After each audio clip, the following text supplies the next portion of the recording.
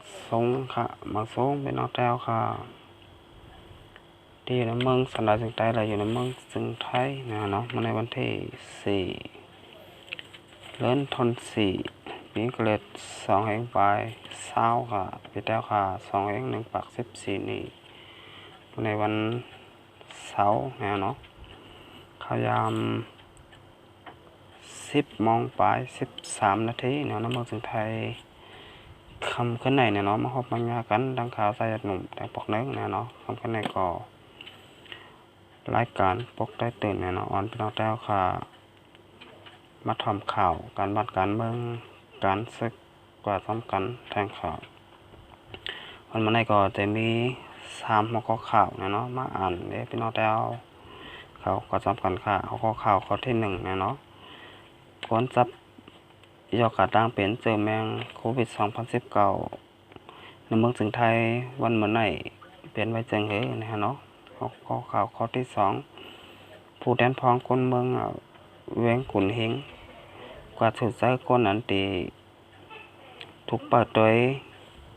ข้าวยาม14 วันตีนอกบ้านนะฮะเนาะข้อข่าวข้อที่2ตับซึกถึงไตRCSSA เนี่ยเนาะลงกดทัดปะปันไปอยู่หลีและ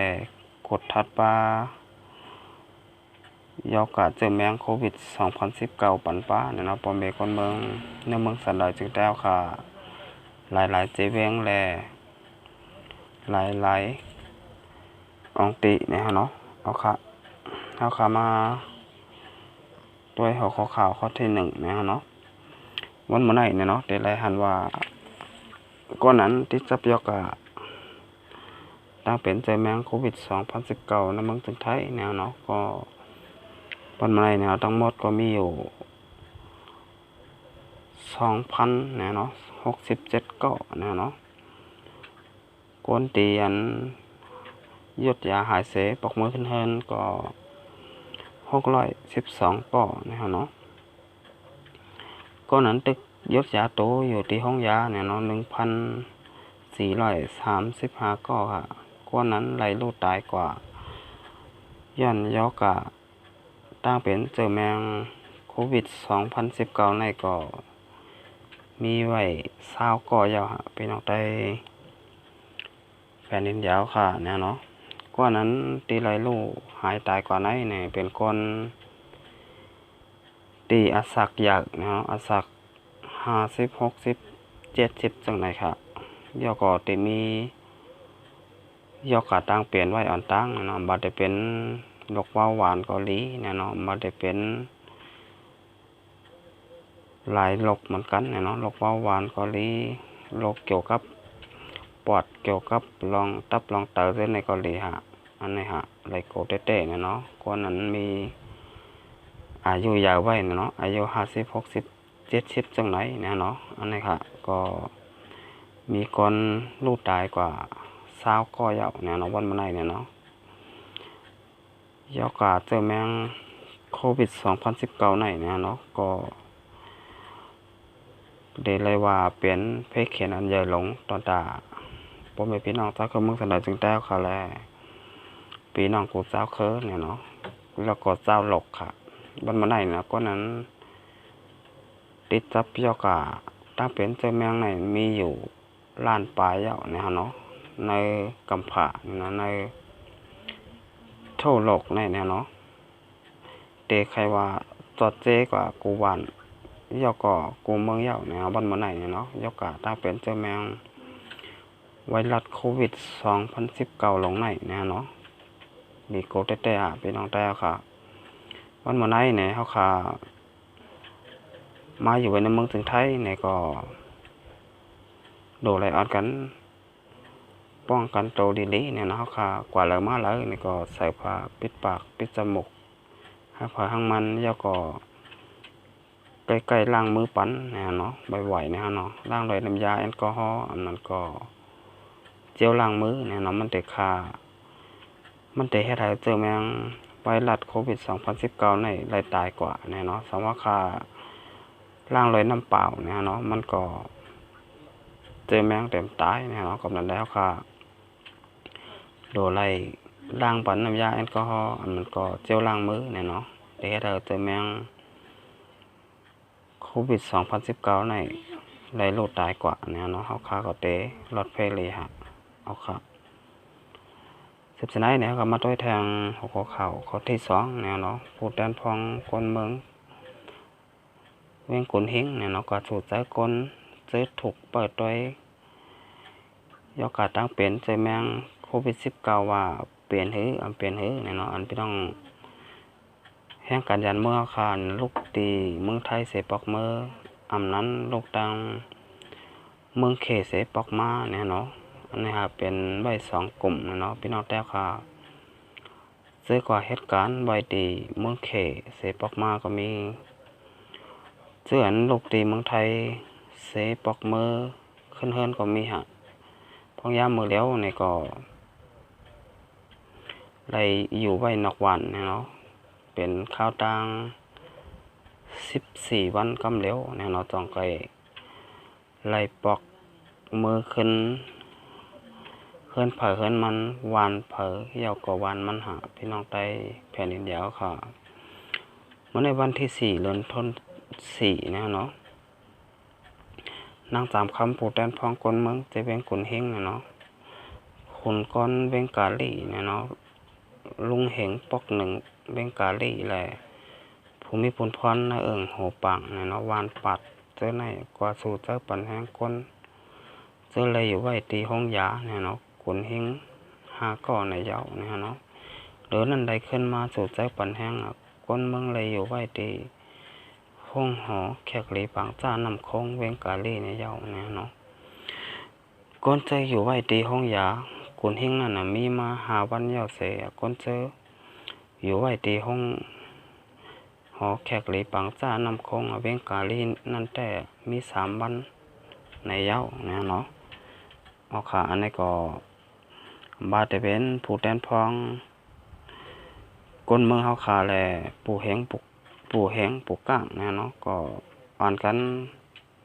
ลงพื้นที่เนาะก็โดยพ่อแม่คนเมืองเตียนเลยถูกกักตัวไว้เนาะเข้าตัง14 วันตีอยู่ไว้นอกวันเนาะอันนี้ก็เดเลยว่าลงกะปันแห้งใจก็ว่าลงกว่าดูล้อมต้อยบันพี่น้องแต้วขาก็เลยว่าเนี่ยนั่นก็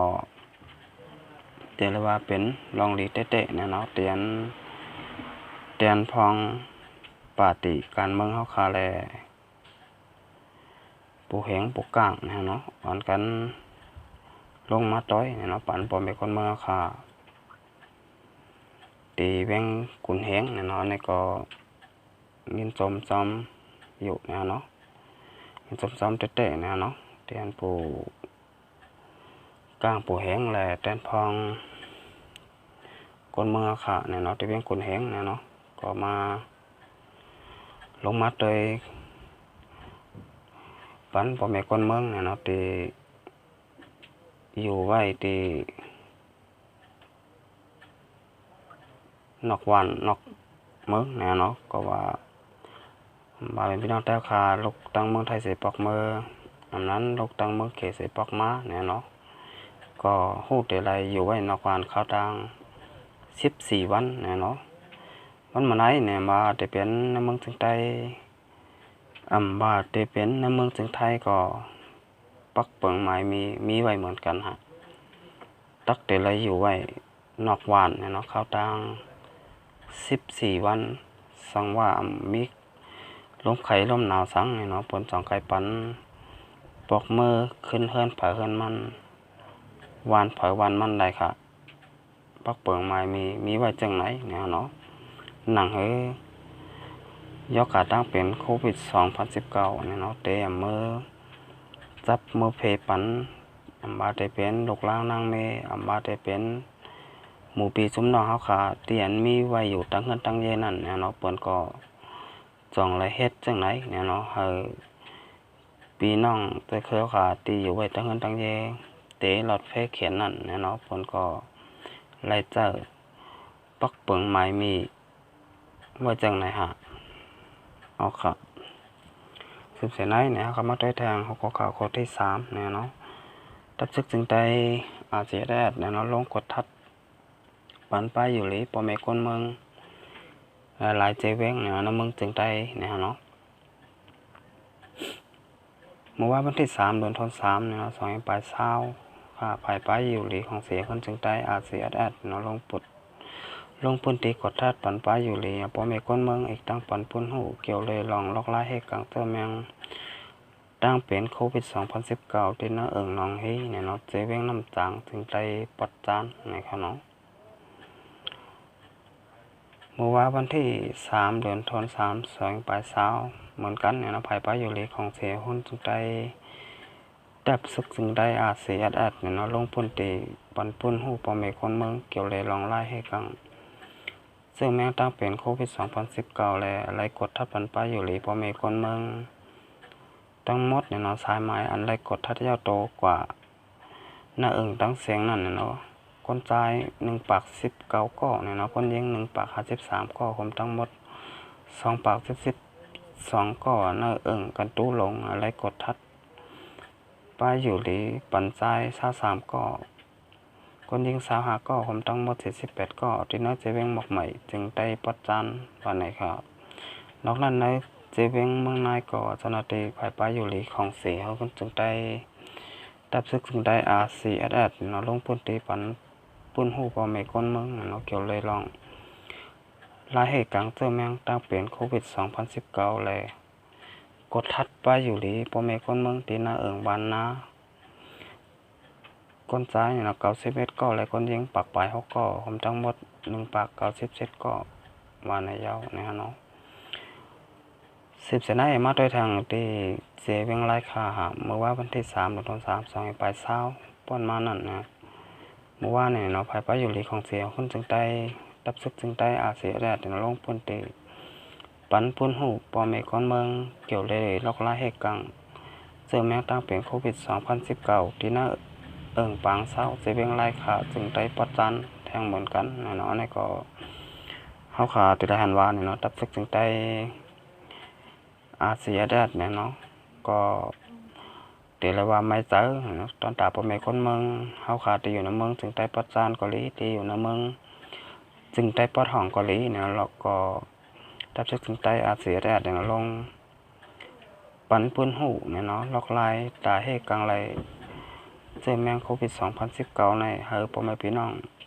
ก้นเมืองเนี่ยเนาะในเมืองสันดอยจึงแต้วค่ะนำบายอยู่ในเมืองจึงได้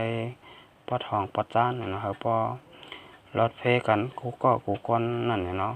ตั้งดับซึกจึงได้อาเสียแดดเนี่ยก็ไล่คัดเจอเต้บาเสียแลลงมากดทัดปันป้ายอยู่หลีแลมาลัดปันดอกลายตาให้กังเฮอออกป่นม่วนตัดไหลเนี่ยเนาะเพกเข็นลงเจอแมงโควิด2019ไหนเนี่ยเนาะเฮอปอรถเพกูหวานกูเว้งค่ะอย่าเฮามีก้นนั้นจะประกาศตั้งเป็นโควิด2019ในไหลเนี่ยเนาะเฮาปอรถเพห้างปล่อยห้างมันเนี่ยเนาะกูหวานกูเว้งค่ะเอาค่ะไหนก็กำลังสุดเนี่ยเนาะก็ย่าหน่อยพี่น้องแต้วค่ะเนี่ยเนาะสังว่าเข้ามาโดยคลิปวิดีโอของข้าสายหนุ่มยาวเนี่ยก็กดติดตามเนี่ยเนาะกดไลค์กดแชร์ปันน้ำเนี่ยเนาะในข้าวสายหนุ่มเนี่ยก็เดี๋ยวเลยมีแห้งใจเนี่ยเฮ็ดคลิปวิดีโอออกมาแทงน้ำเนี่ยเนาะก็กำลังสุดก็ย้อนส่วนพี่น้องแต้วค่ะเตียนเข้ามากดติดตามปันเนี่ยเนาะช่อง YouTube สายหนุ่มก็เลยเชิญเข้ามากดไลค์กดแชร์ปันเนี่ยเนาะก็ย้อนส่วนพี่น้องแต้วค่ะให้อยู่ดีมีเงินมีคำกันกูก็กูคนมาส่งครับ